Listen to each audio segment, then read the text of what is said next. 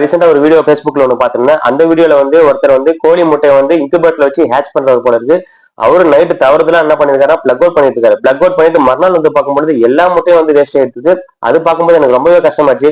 So இந்த ப்ராப்ளம்க்கு ஒரு சொல்யூஷனை கண்டுபிடிக்கலாம்னு சொல்லிட்டு நான் வந்து ஒரு அலாரம் ஒன்று கண்டுபிடிச்சிருக்கேன். அந்த அலாரமோட பர்பஸ் என்னன்னா, நம்ம பிளக் அவுட் பண்ணிட்டாலும் இல்ல பவர் கட் பண்ணாலும் இல்ல தெரியாம சுவிட்ச் ஆஃப் பண்ணாலும் நமக்கு வந்து அலாரம் அடிக்கிற மாதிரி ஒரு செட்டப் இருக்கும்.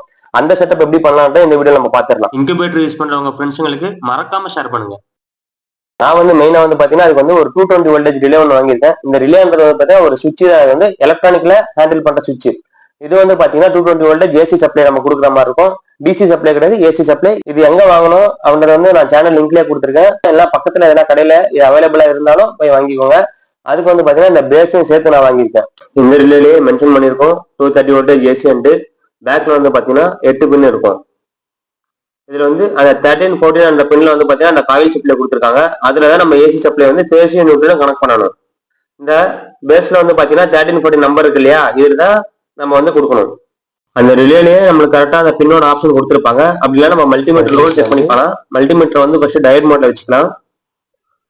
வச்சுட்டு கண்டினியூட்டி செக் பண்ணி பார்த்துடலாம். கண்டினியூட்டி எதுக்கும் செக் பண்ணோம் பாத்தீங்கன்னா, நம்ம ஆல்ரெடி ஏசி பவர் சப்ளை சொல்லியிருந்தோம் இல்லையா 13, 14, அதுக்கு மேல 2 பின் இருக்கு இல்லையா, அதுதான் பேஸ். அதுல வந்து பாத்தீங்கன்னா இந்த பக்கம், அதாவது நேர் ஆப்போசிட்ல வந்து பாத்தீங்கன்னா 2 பின் இருக்கு இல்லையா, அது வந்து பாத்தீங்கன்னா ஒன்னு நார்மலி ஓப்பன்ல இருக்கும், ஒன்னு நார்மலி க்ளோஸ்ல இருக்கும். நம்ம நார்மலி க்ளோஸ்ல அந்த சர்க்யூட்ல தான் இப்போ கனெக்ஷன் கொடுக்கணும். நமக்கு வந்து 1 and 4ல நார்மலா கண்டினியூட்டி வருது. 8 and 5ல வந்து பாத்தீங்கன்னா கண்டினியூட்டி வரல. ஸோ அது வந்து ரிலே பிக்கப் ஆகிற சமயத்துல மட்டும் தான் வரும். நம்மளுக்கு வந்து ரிலே பிக்கப் ஆகிற சமயத்துல வந்து நமக்கு கண்டினியூட்டி வரணும். அதுல வந்து நான் சப்ளையை கொடுத்துக்கிறேன். இப்போ இந்த 13, 14ல வந்து நான் ஃபர்ஸ்ட் மெயின் ஏசி சப்ளை வந்து கொடுத்துக்கிறேன். அதுக்கு ஃபர்ஸ்ட் இந்த 3 பின் சாக்கெட்டு பிளஸ் அந்த பேக்ல வர பாக்ஸும் சேர்த்து வாங்கிக்கிறேன். அதுல எந்த மாதிரி கனெக்ஷன் கொடுக்குறதுன்னு பாத்துடலாம்.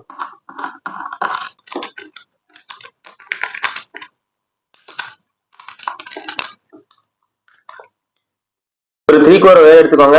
அந்த ஒயர்ல வந்து பாத்தீங்கன்னா red colour, black colour, green colour இருக்கும். அந்த எல்என் இருக்கிற இடத்துல வந்து நம்ம ரெட் கலர் ஒயர் கொடுத்துக்கணும். என்என் இருக்கிற ஒயர்ல வந்து நியூட்ரல்ல கொடுக்கணும். மேல வந்து எர்த்தோட சிம்பிள் வந்து போட்டிருப்பாங்க. அதுல வந்து எர்த்தோட ஒயரை கொடுத்துருக்கணும். இதுல நான் மார்க் பண்ணிருக்கேன்ல, அந்த மாதிரி நீங்க சப்ளை கொடுத்துருக்கணும். இப்போ இந்த ரிலே சப்ளைக்கு வந்து நம்மளுக்கு எர்த்து வேண்டாம், அந்த ஃபேஸும் நியூட்ரல் மட்டும் இருந்தா போதும். ஸோ ஃபேஸ் ஒரு ஒயர்லயும் நியூட்ரல் ஒரு ஒயர்லயும் நான் கனெக்ட் பண்ணிக்கிறேன். அதுக்கு வந்து சின்னதா ஒரு ஒயர் ஒன்று எடுத்திருக்கேன். அந்த ஒயரை பாக்ஸோட பேக் சைட்ல இருந்து எடுத்துக்கிட்டு ஃபேஸ்ல ஒரு வரையும் நியூட்ரல் ஒரு வரையும் நம்ம வந்து கனெக்ட் பண்ணி எடுத்துக்கலாம்.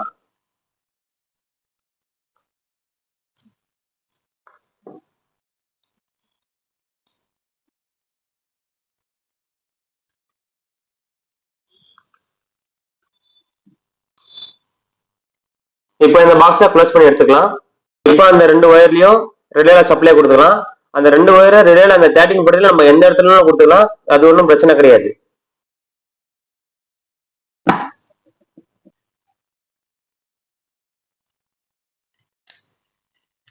இப்ப சப்ளை கொடுத்தாச்சு. அடுத்து வந்து இந்த மாதிரி ஒரு பஸ்ஸர் ஒன்று வாங்கிக்கோங்க. பஸ்ஸர் வந்து பாத்தீங்கன்னா உங்க நார்மல் ஒரு 2 வீலர் ஷாப்ல எல்லாம் பக்கத்துல இருக்க எலக்ட்ரானிக் கடையிலும் உங்களுக்கு நார்மலா கிடைக்கும். உங்களுக்கு எந்த அளவுக்கு சவுண்ட் வேணுமோ அந்த சவுண்ட் வந்து நீங்க வாங்கி வச்சுக்கோங்க. அடுத்து வந்து பாத்தீங்கன்னா ஒரு 9 வோல்ட் பேட்டரியோ பிளஸ் அதுல ஒரு வோல்டரும் வாங்கி வச்சுக்கோங்க.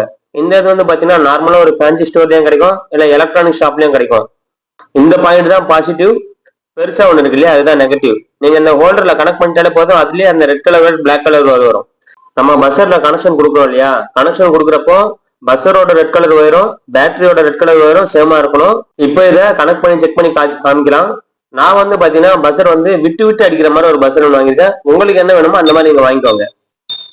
சவுண்ட் வந்து உங்களுக்கு நல்லாவே கேட்குது. உங்களுக்கு வந்து வேற சவுண்ட் வேணாலும் நீங்க வச்சுக்கலாம்.